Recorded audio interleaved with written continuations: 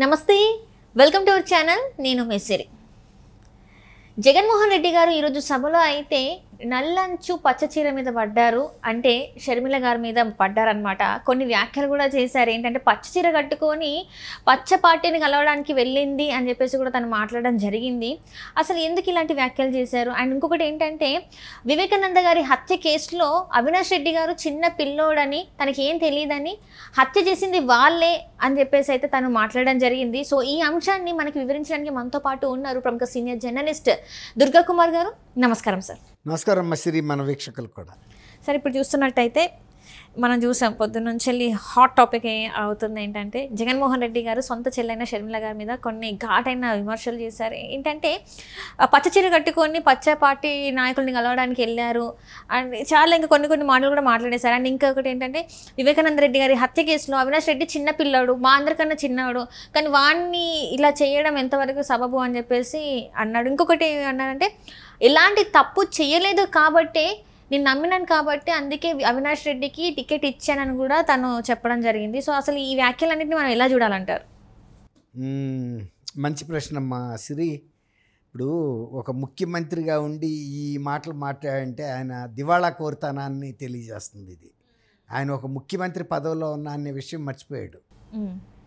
ఎట్లా అంటే, అసలు రాష్ట్రానికి ముఖ్యమంత్రి అంటే రాష్ట్రానికి తండ్రి లాంటి అడివి. నీ సొంత చెల్లెల విషయంలోనే నువ్వు ఇలాంటి తప్పుడు మాటలు, ఒక నీచపు స్థాయి మాటలు మాట్లాడావంటే ఇక రాష్ట్రంలో ఉన్న అక్క చెల్లెమ్మల్ని ఈయన ఎలా ట్రీట్ చేస్తాడనేది మనం అర్థం చేసుకోవచ్చు.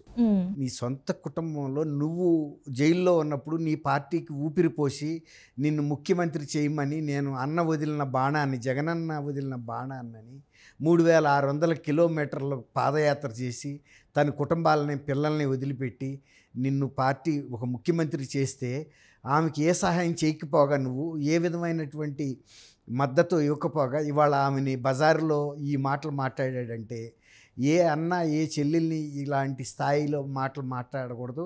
ఇక ఆయన ముఖ్యమంత్రిగా ఉండటానికి ఎంతవరకు అర్హుడో రాష్ట్ర ప్రజలే ఆలోచించుకోవాల్సిన సమయం అయితే వచ్చింది. అందులో సొంత గడ్డ మీద పులివెందుల వెళ్ళి ఆ మాటలు మాట్లాడాడు. 175 స్థానాల్లో గెలుస్తానని బింకాలు పలికిన వ్యక్తి ఇవాళ సంజాయిషి ఇచ్చుకుంటున్నాడు పులివెందుల సొంత గడ్డ మీద. నన్ను, నా తండ్రిని చూశానా, నన్ను గెలిపించమనే స్థాయికి వచ్చాడు. ఈ 5 సంవత్సరాల్లో ఆయన చేసిన అభివృద్ధి గురించి కానీ, నియోజకవర్గానికి చేసిన డెవలప్మెంట్ కానీ ఏది చెప్పలేకపోతున్నాడు. ఆయన చెప్పేది కేవలం ఒక ముఖ్యమంత్రిగా ఉండి సొంత చెల్లెల్ని ఆ విధమైనటువంటి బజారు పాలు చేసే మాటలు మాట్లాడటం, పసుపు చీర కట్టుకెళ్ళిందని, శత్రువులు ఇళ్ళకి వెళ్ళిందని, వాళ్ళ కుట్రలో భాగస్వామి అయిందని, వాళ్ళు రాసిచ్చింది చదువుతుందని స్క్రిప్టు.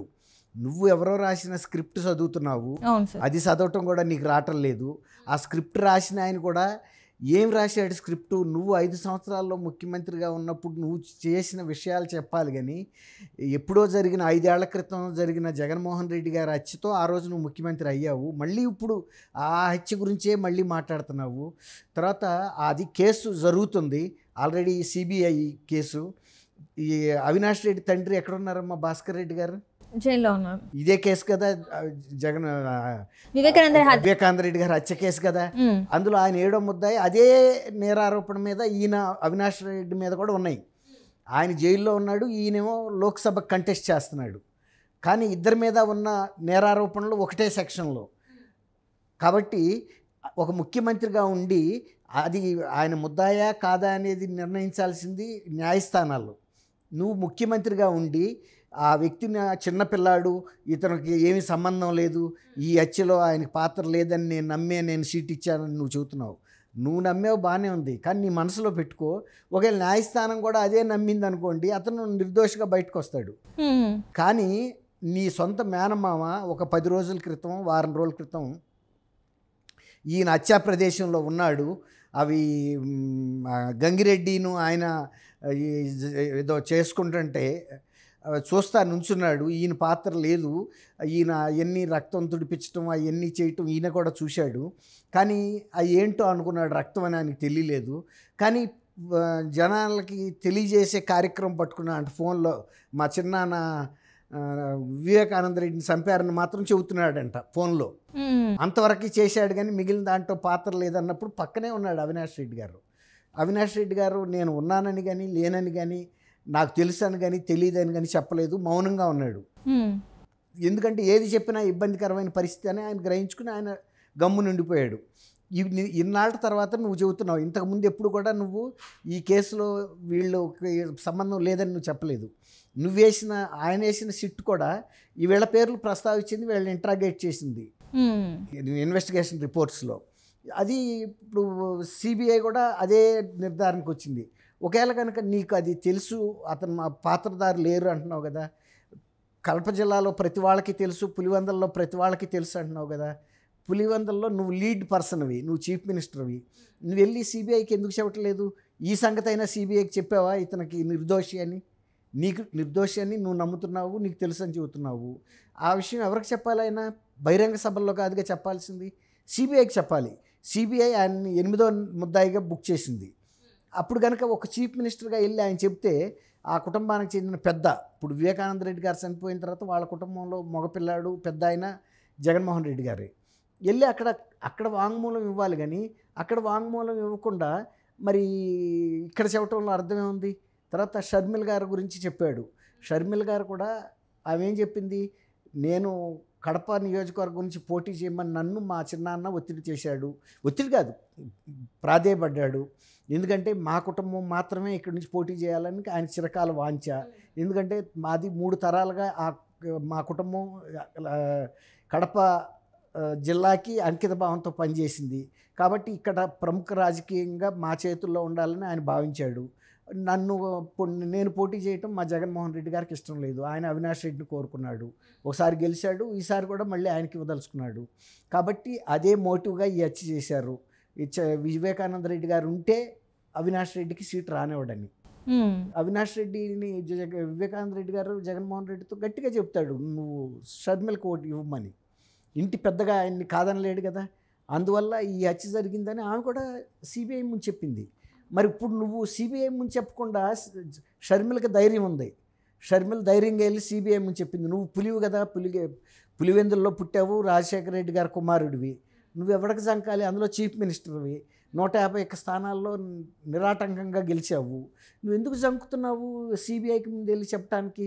ప్రైవేట్గా ఇచ్చే సర్టిఫికెట్లకు వాల్యూ ఏముంది? ఆ రికార్డు నువ్వు చెప్పదలుచుకుంది ఏదో సిబిఐ రికార్డులో కనుక ఎక్కిందనుకోండి, అప్పుడు తర్వాత ఇంకోటి అంతకుముందు ఈయన చంద్రబాబు నాయుడు వీళ్ళందరూ కలిపి హత్య చేశారని చెప్పాడు.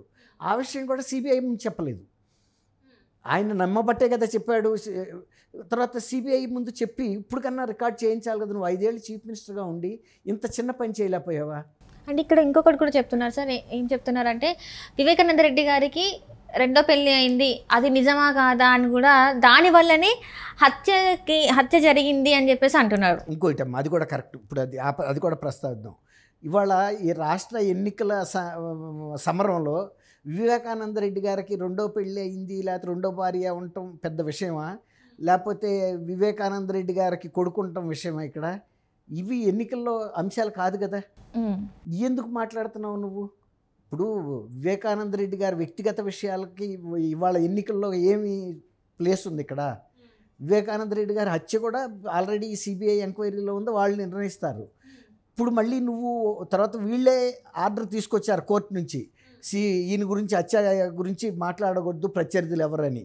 సునీత కానీ, షర్మిల కానీ, తర్వాత ఇంకా కొంతమంది మీద కూడా తీసుకొచ్చాడు, ఒక 5గురి మీద తీసుకొచ్చారు. అట్లాంటప్పుడు మళ్ళీ నువ్వెందుకు ఎత్తుతున్నావు? నువ్వే కదా తీసుకొచ్చింది ఆర్డరు. మరి బీటెక్ రవి ఇంకా కొంతమంది టీడీపీ లీడర్స్, కాంగ్రెస్ లీడర్స్ మీద తీసుకొచ్చారు గ్యాగ్ ఆర్డర్. అంటే ఏంటంటే హత్య గురించి ఎన్నికలు అయ్యే వరకు ప్రస్తావించకూడదని. మరి నువ్వెందుకు ఎత్తుకున్నావు? నువ్వు ఒక రాష్ట్ర స్థాయి నాయకుడివి, రాష్ట్ర ముఖ్యమంత్రివి, తర్వాత రాజశేఖర రెడ్డి గారి వారసుడివి, నువ్వు ఇలాంటి చిన్న అంశాల గురించి ఎందుకు మాట్లాడుతున్నాడో మనకు అర్థం కాదు. తర్వాత వాళ్ళ పిన్ని గారు వాళ్ళ చిన్నమ్మని లెటర్ రాశారు. నువ్వు ముఖ్యమంత్రిగా ఉండి న్యాయం ధర్మం వైపు లేకుండా అంతకుల వైపు ఉంటున్నావు. సొంత తర్వాత మా చిన్నాన్నని చంపిన వాళ్ళని నువ్వు రక్షిస్తున్నావు.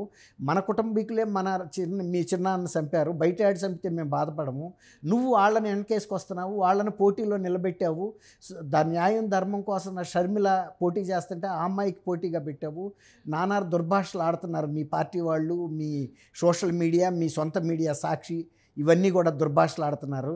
ఆయన వ్యక్తిత్వ హననం చేస్తున్నావు అని ఆ రోజే మళ్ళీ ఈయన ఎత్తాడు. ఆయన రెండు భార్య ఉంటే నీకేం కష్టం వచ్చింది, నీకేమన్నా ఇబ్బందా? అంటే దానికోసం వాళ్ళకి అబ్బాయి ఉన్నాడని చెప్పేసి దాన్ని సహించలేకనే సునీత గారు హత్య చేయించారు అని చెప్పి అది అంతకుముందు రాశారు. సునీతను రాజశేఖర రెడ్డి గారు, సునీత హస్బెండ్, వాళ్ళు ఛాలెంజ్ చేశారు. నువ్వు కనుక ఇది నమ్ముతుంటే నువ్వు వచ్చి సిబిఐ ముందు కానీ, సుప్రీంకోర్టు ముందు కానీ, హైకోర్టు ముందు కానీ ఎక్కడ చెబుతావో చెప్పు, మేము ఆ కేసుని ఫేస్ చేయడానికి సిద్ధంగా ఉండం, మేము ఆ విచారణ ఎదుర్కొంటాం, ఒకవేళ కనుక మేమే హత్య చేస్తే మేము ఉరికంబం ఎక్కడానికి సిద్ధంగా ఉండం అంతే.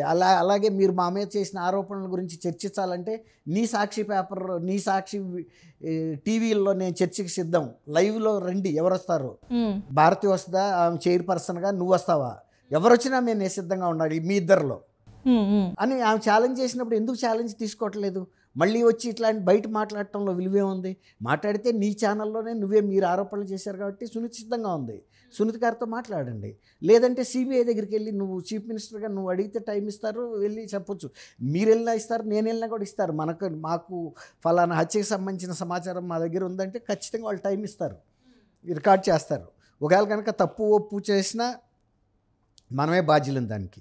ఒకవేళ కనుక న్యాయస్థానంలో కనుక అది అతను తప్పు చేశాడంటే మనం శిక్ష ఎదుర్కోవాల్సి వస్తుంది. ఎందుకంటే ఈ కేసును తప్పుదోవ పట్టించడానికి ఆయన స్వప్రయోజనాల కోసం చెప్పాడని కనుక కోర్టులో ప్రూవ్ అయితే ఆ ముద్దాయిలతో పాటు మనం కూడా శిక్షకి అర్హులమే. Right, thank you so much sir. Thank you అమ్మా సిరి.